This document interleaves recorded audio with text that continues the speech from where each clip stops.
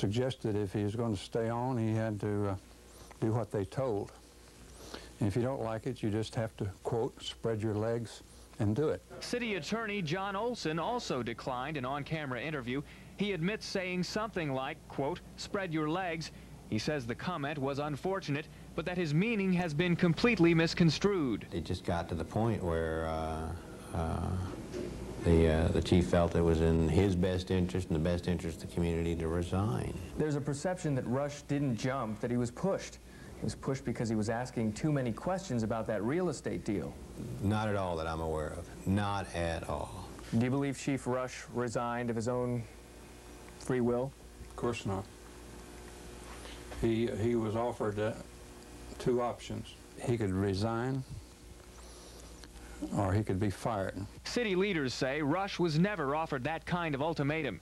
He was offered a severance package, say friends. They point to the city's 1995 budget, where the money earmarked for retirement increased 566% over last year's budget. And some suspect the retirement account was beefed up in anticipation of Rush's departure as early as last fall. City Council also set aside $400,000 for renovations to the new town hall building, and they've borrowed money to repair a major drainage problem, putting the city in debt for the first time ever. The circumstances surrounding the chief and the new town hall may be murky for some residents. What's crystal clear, though, is the impact the past year has had on their pocketbooks. I think my taxes have gone up over 100%. In the past? Since last year. In the past year? Yeah. Property taxes more than doubled here when Hedwig Village borrowed $4 million to pay for that drainage project. And some of the people at tonight's meeting say the money going toward that new town hall would have been better spent reducing some of that debt. Now, emotions are pretty high inside there, and we'll have more on this story tomorrow on Fox News 7 a.m. Fran?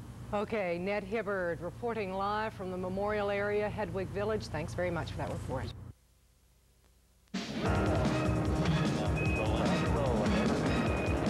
And now, the news, traffic, and weather you need to start your day. This is Fox News 7 a.m. Tempers flare in the little town of Hedwig Village last night. Residents packed a city council meeting to vent their anger about the town's latest real estate deal and the recent resignation of its police chief. Our Ned Hibberd has the story.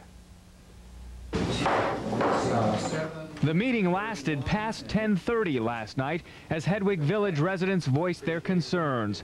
Why, they wanted to know, did City Council negotiate the purchase of its future town hall from one of its own council members? And why, they asked, did the popular police chief end up leaving the force after inquiring into that sale? I have to tell you that this does not pass a smell test from this very old nose. The meeting brought out more than 36 of the town's 2,600 residents, and when it got right down to the issues that matter, emotions got pretty high. Now you tell us that you had good reasons for getting rid of Chief Rush. Now tell me what those are. I don't take the position that we got rid of Chief Rush. You damn well did, and everybody here knows that. Former police chief Bill Rush resigned effective June 30th after City Council commissioned an audit of the police force, and the resulting report by consultant Sam Sorial found some problems in the department. I personally think that the Sorial report was a cover for what they intended to do all along. Bill Stewart and other citizens of Hedwig Village say the chief was forced out. They point to the city's 1995 budget, finalized last fall, which includes hefty increases in retirement and severance categories. Council members deny beefing up these accounts with the chief's retirement in mind. I can assure you that it wasn't related to this. What was it related to, then? If you can tell me categorically that it was not related to this, what was it related to? I can't tell you that. Then how can you tell me it was not categorically related to this? Because I can tell you that.